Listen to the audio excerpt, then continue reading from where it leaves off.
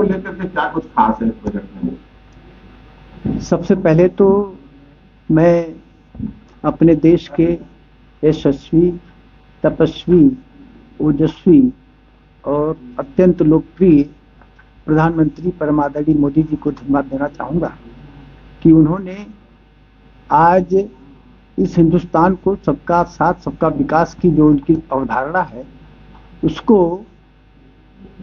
आधार बनाकर इस बजट को पेश कराने का काम किया है।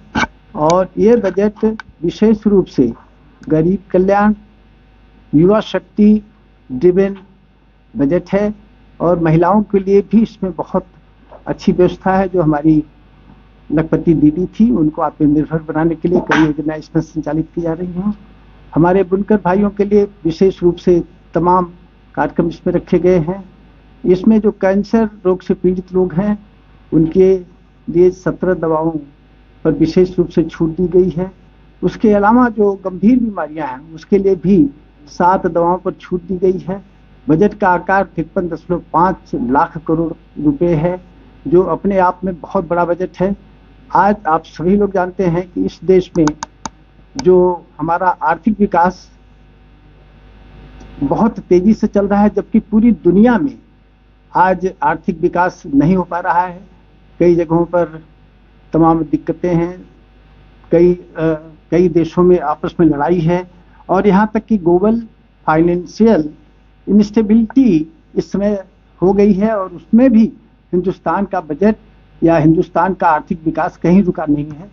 हम लोग 2026 और 27 में जो हमारा आर्थिक विकास है उसका अनुमान 7.4% का माननीय हमारी वित्त मंत्री जी ने कहा है और उसको पूरा करने का प्रयास भी होगा इस देश में। और ये जो बजट है हर तरह से बैलेंस बजट है और इस देश को 2047 तक विकसित भारत की श्रेणी में, विकसित देशों की श्रेणी में लाने के लिए एक महत्वपूर्ण बजट है। मनरेगा से अभी महात्मा गांधी जी का नाम हट जाने के बाद से काफी सारा विरोध हुआ था, लेकिन इस बजट में महात्मा गांधी स्वरोजगार योजना का ऐलान किया गया है। तो अब जो लोग विरोध कर रहे थे कि भाजपा महात्मा गांधी के नाम को हटाने का काम कर रही है, अब क्या कहेंगे? वो उनकी सोच होगी। सवाल यह है कि महात्मा गांधी जी का नाम हटाने का कोई प्रयास नहीं था।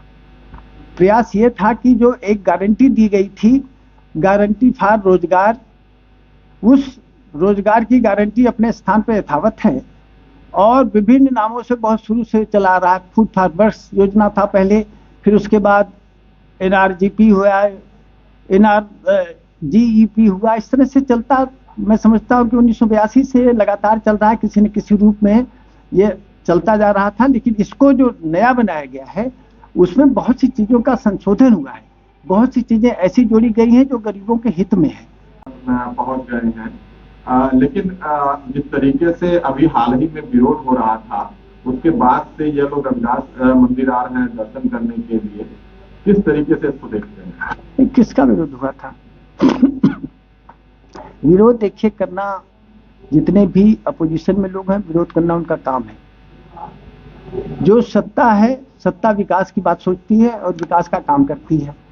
आज हमारी इस प्रदेश में डबल इंजन की सरकार है और हर तरह का विकास हो रहा है।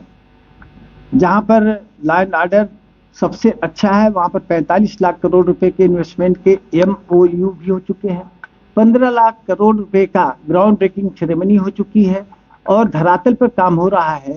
तो शिकायत करना और विकास को एक झुंझुना बताना, ये तो हमेशा से अपोजिशन वालों का काम रहा है। इस पर हम लोग कुछ नहीं कर सकते। उनका काम है, वो अपना काम करें, लेकिन विकास की गति कहीं रुकने नहीं जा रही। यूजीसी कानून जब आया तो उसके बाद से बड़ी तेजी से विरोध हुआ, बड़ी तेजी से विपक्ष ने इसको लेकर के बयानबाजी की। चंद्रशेखर का भी बयान आया था कि अगर जब सुप्रीम कोर्ट का ऑर्डर आ गया उसके बाद से सुप्रीम कोर्ट ने स्टे लगाया, उसके बाद से चंद्रशेखर ने पूरे मामले में कहा कि अगर सरकार, जो 19 मार्च तक का समय दिया गया है, कि अगर सरकार इसको लेकर के पीछे हटने का काम करेगी तो हम सड़कों पर करने का काम करेंगे। चंद्रशेखर जी को कोई पॉइंट चाहिए, अपोजिशन को, समाजवादी पार्टी को कोई पॉइंट चाहिए, बहन जी को भी कोई पॉइंट चाहिए।